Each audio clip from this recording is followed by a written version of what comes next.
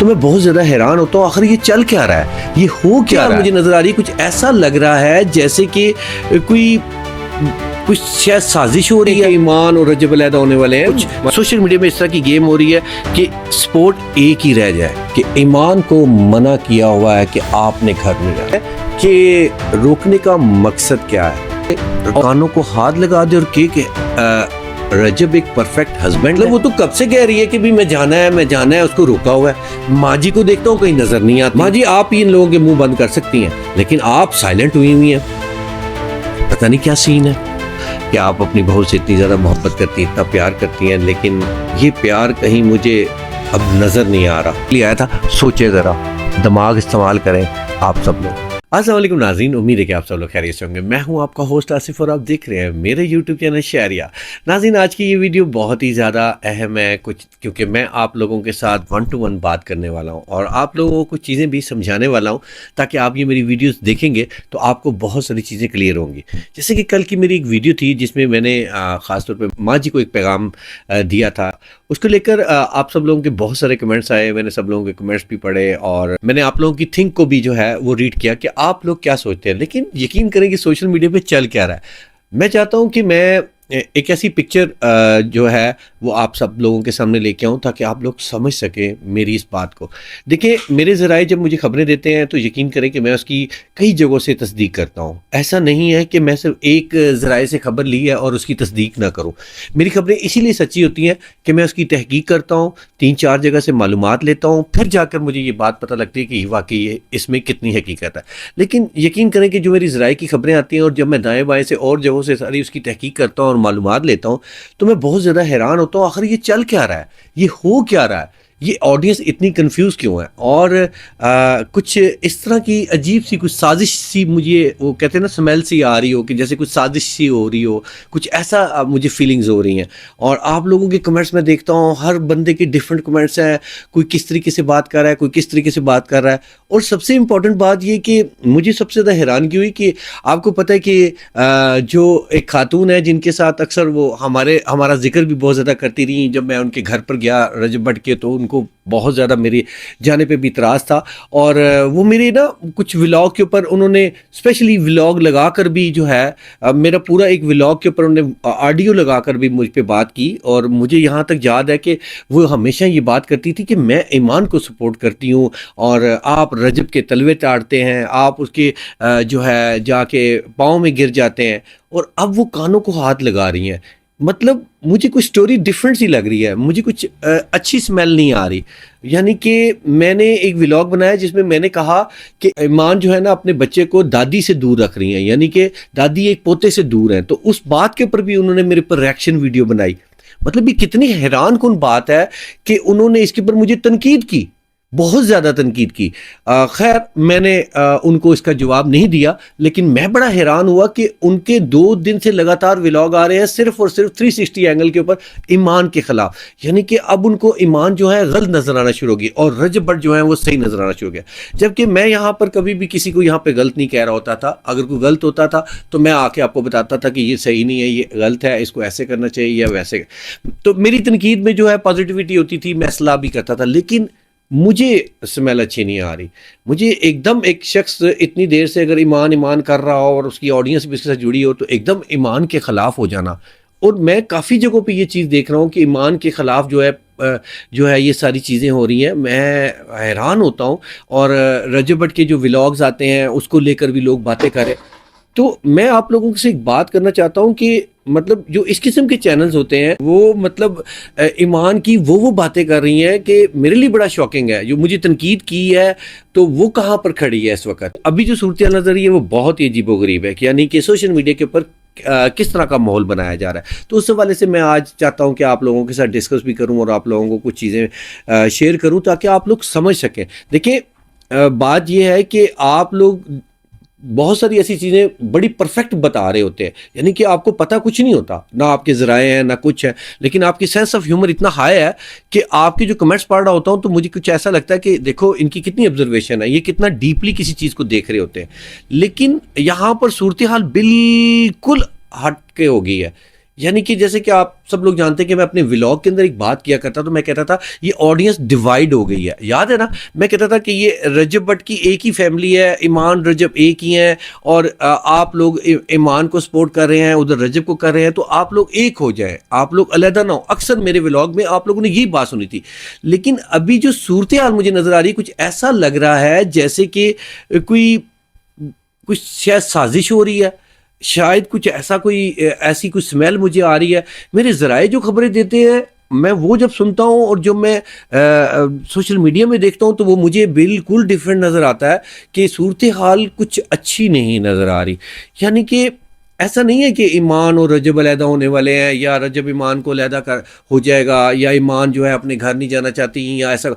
तो यकीन करें ऐसा बिल्कुल भी नहीं है। मैं आपको बता रहा हूँ, जो मेरे 3-4 ज़राए हैं अल्हम्दुलिल्लाह, और कितने पक्के ज़राए हैं, जो उनकी खबरें होती हैं बड़ी 200% सच्ची खबरें होती हैं। तो ऐसा बिल्कुल नहीं है कि ईमान और रजब अलहदा होने वाले हैं। मतलब रजब कैसे कि ईमान से अलहदा हो सकते हैं, ईमान से अलहदा हो सकते हैं, लेकिन शायद रजब भट्ट भी जो है ना, वो कंफ्यूज क्यों है, वो मैंने कल आपको इस व्लॉग में बताया था। और शायद मैंने जो माँ जी के ऊपर सवाल उठाया था, वो भी शायद मेरा जो क्वेश्चन था वो भी उनके लिए था, क्योंकि मेरे लिए वो मैं उनकी बड़ी इज्जत करता हूँ और बड़ा एहतराम करता हूँ, क्योंकि मैंने उनको बड़ी करीब से देखा, बड़ी प्यार करने वाली माँ है एक। लेकिन शायद कुछ ऐसा हो रहा है कि जो बात मैं करता था आपके साथ, कि ये 2 हिस्सों में डिवाइड हुए हुए हैं, यानी कि ये 2 हिस्से हैं, एक रजब को सपोर्ट करने वाला और दूसरा ईमान को सपोर्ट करने वाला। तो यानी कि कुछ सोशल मीडिया में इस तरह की गेम हो रही है कि सपोर्ट एक ही रह जाए, मुझे कुछ ऐसा लग रहा है। यानी कि वो सारा जो सिनेरियो है ना, वो कुछ ऐसा ही लग रहा है। और आप यकीन करें, मेरे ज़राए ने जो खबरें दी थी, और मेरे एक और ज़राए भी हैं, उन्होंने भी खबरें दी थी, 3 जगह से मैंने ये बात कंफर्म की थी कि ईमान को मना किया हुआ है कि आपने घर नहीं आना, उसको खुद रोका हुआ है। और यहां तक मेरी खबरें आई कि वो आने के लिए बहुत बेताब है और वो आना चाहती हैं, लेकिन उसको रोका गया है। तो फिर मेरे ज़हन में ये चीज़ें आ रही हैं कि रोकने का मकसद क्या है, और फिर इस तरह की वीडियोस बनना। यानी कि एक खातून अरसा दराज से रजब भट्ट को गालियां दे रही है, उसको गलीज इंसान कह रही है, उसको बुरा इंसान कह रही है, उसकी इतनी ज़्यादा नुक्स निकाल रही है, और अचानक आके कानों को हाथ लगा दे और कि रजब एक परफेक्ट हस्बैंड है। हम तो काफ़ी अरसे से कह रहे हैं रजब तो बहुत अच्छे हैं, उनके बहुत सारे अच्छे अच्छे काम हैं जिनको हम अप्रिशिएट करते हैं, लेकिन जो उनकी गलतियां हैं उनकी निशानदेही करते हैं। और वो हमेशा जब मैं रजब को सपोर्ट कर रहा होता था, वो तनकीद करती हैं। मुझे अच्छी स्मेल नहीं आ रही, शायद ये एक साजिश हो रही है। और ये कौन कर रहा है? ये तो आपका सेंस ऑफ ह्यूमर बहुत हाई है, और आपकी जो सेंस ऑफ ह्यूमर को मैं देखता हूँ, अप्रिशिएट करता हूँ, आप लोगों के प्यार को देखता हूँ, अप्रिशिएट करता हूँ। यकीन करें कि इस वक्त ना रजब फैमिली अलहदा है, ना रजब के जो सपोर्टर हैं वो अलहदा है, ना ईमान के अलहदा है। लेकिन कुछ ऐसा हो रहा है कि जैसे कि किसी को जो है शायद लेट डाउन किया जा। मुझे ऐसा लग रहा है जैसे कि मतलब उन खातून ने अपने व्लॉग में कहा कि वो अपना घर बर्बाद कर रही हैं, वो घर में बैठी हुई हैं, वो खर्चा मांगती हैं, वो लिस्ट मांग रही हैं, वो ये कर रही हैं, और वो कैसी बेवकूफ़ हैं, और अपने घर को बचाएं। भाई मेरे ज़राए तो ये खबरें दे रहे थे कि ऐसा तो कुछ भी नहीं है। मतलब वो तो कब से कह रही है कि भी मैं जाना है, मैं जाना है, उसको रोका हुआ है। माँ जी को देखता हूँ कहीं नज़र नहीं आती, माँ जी कहीं बोलती नहीं, और माँ जी की जो तलब है वो मुझे नज़र ही नहीं आती। मैं माँ जी से रब्ता भी कर रहा था, उनसे पूछना चाह रहा था, उनसे बात करना चाह रहा था, लेकिन उनसे रब्ता भी नहीं मेरा हो पा रहा, और इसीलिए मैंने कल व्लॉग बनाया था। यानी कि हर तरफ ये सूरत हाल है। पिछले दिनों देखा होगा, गज़ल की भी एक स्टोरी आई थी, उसकी कज़न की भी कोई वायरल हुई थी, ओन का भी जो है वो सिलसिला चल रहा है। ओन मतलब लाइव आता है, वो कोई पता नहीं मतलब उसके पीछे कोई लोग पड़े हुए हैं, उसकी भी कुछ वीडियोज़ आती थी। लेकिन मुझे ये चीज़ महसूस हो रही है कि जैसे कि बहुत ज़्यादा मतलब तकलीफ़ दे बात है।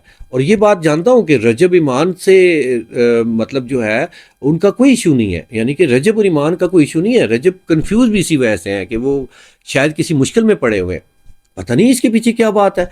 और मैं अपने ज़राए बड़े दौड़ाए हुए हैं और हर तरफ ज़राए को बोला हुआ है कि मुझे अंदर की खबर ला के दो, मुझे बताओ असल में सीन क्या है। लेकिन जो पिक्चर सोशल मीडिया पे नज़र आ रही है, जो व्लॉग्स नज़र आ रहे हैं, जो वीडियो नज़र आ रही है, वो मैच नहीं कर रही।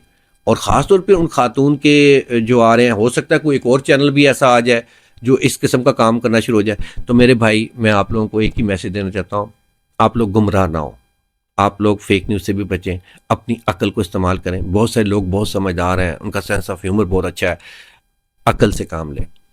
और शायद जो मैं देख रहा था कि इतनी ज़्यादा ईमान की इतनी सारा हाइप थी, ईमान की बड़ी सपोर्ट थी और इस टाइम बहुत से लोग ईमान के ख़िलाफ़ बात करने लगे हैं, तो वो मुझे ऐसा लग रहा है कि वो सोशल मीडिया के अंदर इस तरह की चीज़ें चल रही हैं, वीडियोज़ में चल रही हैं, जैसे ईमान जो है वो जानबूझ के रुकी हुई है या ज़िद में आई हुई है, वो आकड़ में आई हुई है, वो पैसे भी लेती है, वो ख़र्चे भी लेती है। इस तरह की बातें सोशल मीडिया पर हो रही, तो इससे मुझे जो स्मेल आ रही है वो यही आ रही है कि ये सिर्फ़ और सिर्फ एक साजिश है और ऐसा कुछ नहीं है। क्योंकि ज़राए जो ख़बरें दे रहे थे मेरे, मैं 3-4 जगह से कंफर्म किया, मैं कल भी इस वाले पता किया, हाँ भी मुझे बताएं। जब मुझे इस बात का इल्म हुआ तो मुझे बड़ी हैरानगी हुई कि ईमान तो इंतज़ार कर रही है, वो तो वेट कर रही है कि मुझे कब लेके जाएंगे, उसकी तरफ से तो कोई मसला ही नहीं है।